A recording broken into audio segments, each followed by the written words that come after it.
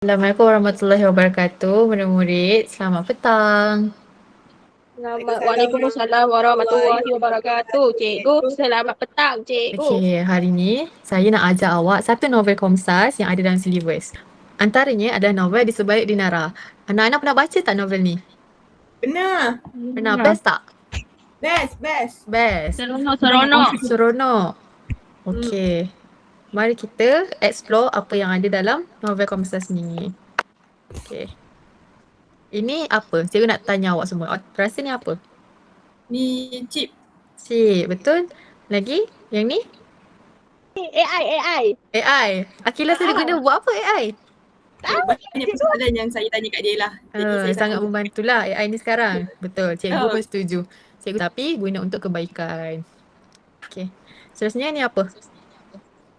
Ini robot. Robot. Betul. Okey, mari kita. Power Stera.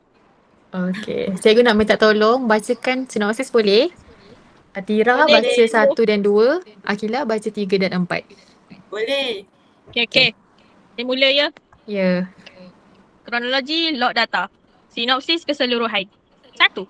Farisha, Jurutera Keselamatan Sistem ditawarkan projek 1.5 juta ringgit oleh Akram untuk menggodam sistem Dinara di Softlab.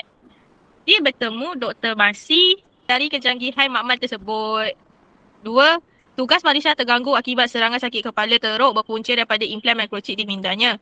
Syida menggantikannya. Keadaan meruncing apabila Syida dirasuk minda bawah sedang Medina, iaitu saintis yang berdendam dengan Carl yang merancang memusnahkan Dinara. Okey.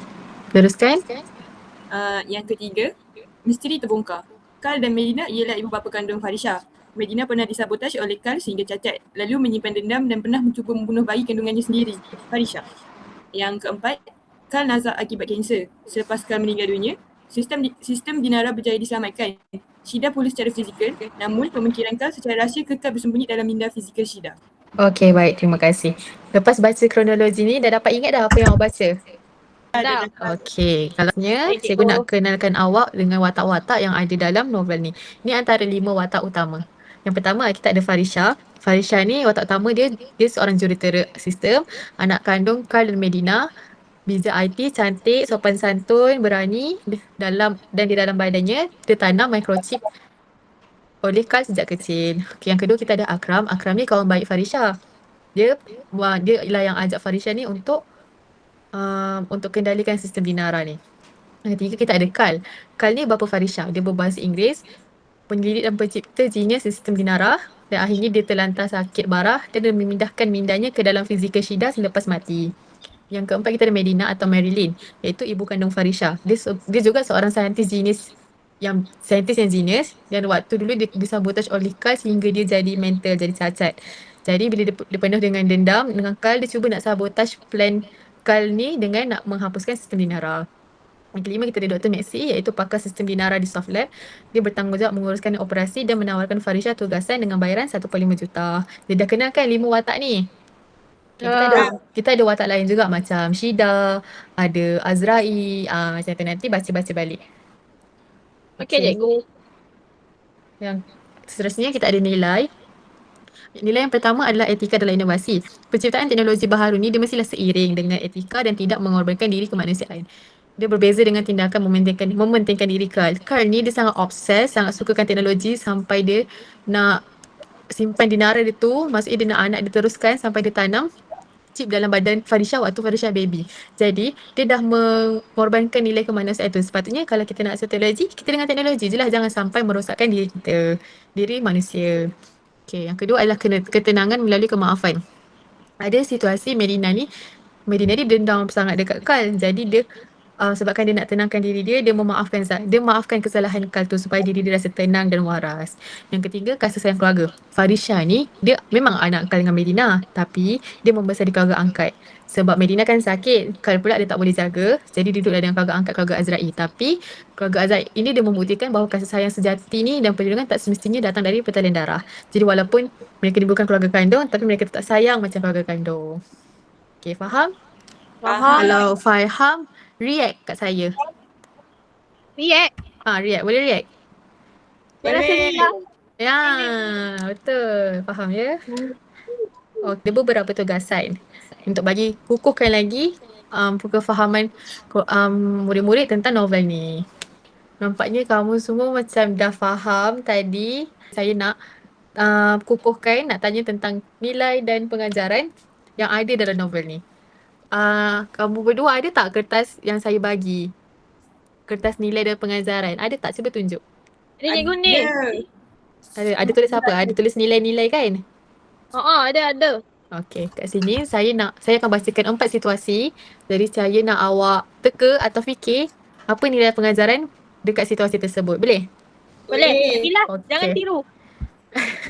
Situasi yang pertama, Farisha menerima perlawanan akrab untuk terlibat dalam projek Dinara walaupun berdepan pelbagai risiko dan cabaran. Baca balik apa nilai yang kita boleh dapat daripada situasi ni. Saya dah tahu. Dah tahu? Risiko. Okey. Okey. Saya dah tahu. Tunjuk. 1, 2, 3. Apa tu, Akila? Keberanian. Macam mana nak bagi dia nampak? Keberanian. Atira jawab keberanian. Background ni ganggu saya dah Okey, cikgu. awak jawab apa?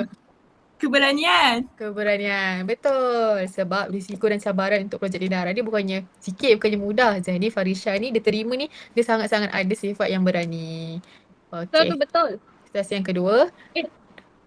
Dr. Maxi dan rakan-rakannya berusaha melindungi Farisha daripada ancaman yang boleh membahayakan diri. Okey, apa nilai dia? Cuba fikir-fikir. Dr. Maxi dan rakan-rakan berusaha dan melindungi. Dah? Dah. Okey, 1, 2, 3. Tengok siapa yang betul. Kasih sayang. Awak, Akila? Kasih sayang. Okey, betul. Kasih sayang antara rakan-rakan melindungi Farisha daripada ancaman yang boleh membahayakan diri. Okey, betul. Tahniah. Okey, situasi yang ketiga. Farisha tetap meneruskan tugasnya untuk menyelesaikan masalah sistem Dinara dengan menggunakan kepakarannya dalam bidang komputer. Apa nilainya? Farisha tetap meneruskan tugasnya untuk menyelesaikan masalah. Tanggungjawab. Ya ke tanggungjawab? Ya, cikgu. Bukan kerajinan. Kenapa Bukan. bertanggungjawab? Awak rasa kenapa bertanggungjawab? Sebab dia tetap meneruskan tugasnya. Okey, betul. Okey, situasi terakhir.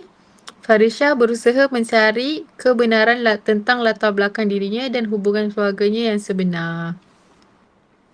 Saya rasa jawapan dia ni. Apa tu? Nampak? Saya tahu. Sabar, belum reveal.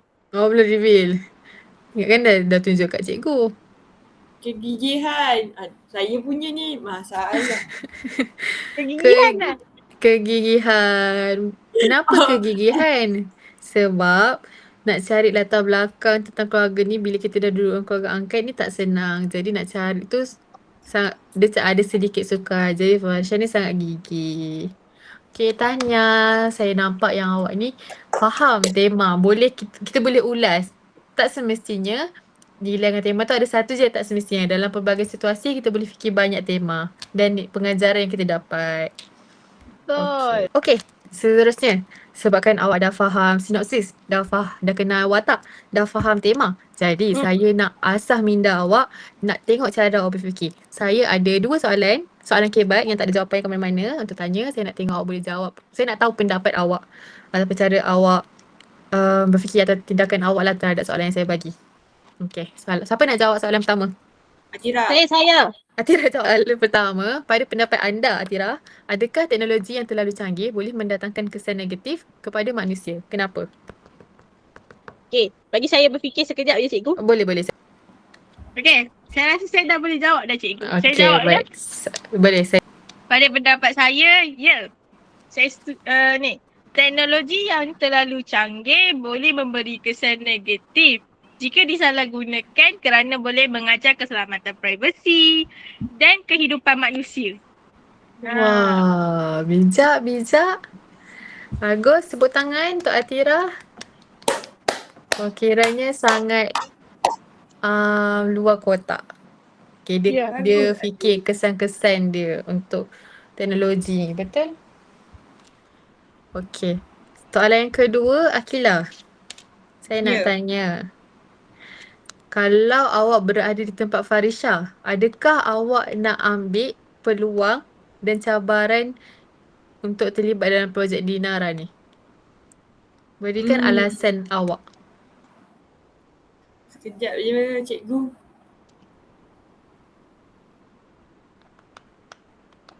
Awak nak ambil ke? Kalau awak ambil, apa kesan dia?